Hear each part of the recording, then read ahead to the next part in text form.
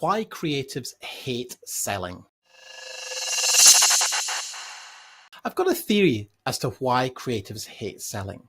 There's always this association with selling like you're some sort of sleazy, dodgy car salesman, Devo's Cars, buy here, one careful owner. But in actual fact, selling done well, selling done ethically, you've got to reframe it. You're actually doing someone a disservice if you don't sell them your solution on the basis that they need it, they want it, and you deliver an outstanding service. I'm not advocating selling for the selling's sake, but if you have a service which you know will benefit someone who's got a current problem, a pain, a challenge, and they just can't figure it out. Imagine a group of people sitting in a boardroom trying to figure out a creative problem. And you could go in there and absolutely help them achieve it. And that could have massive implications for the business.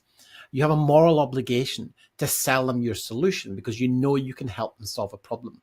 Think about it. If you went into a chemist and you had a headache and the chemist didn't sell you some paracetamol, would they be doing their job properly? So think about selling in a different way. Just reframe it as a service.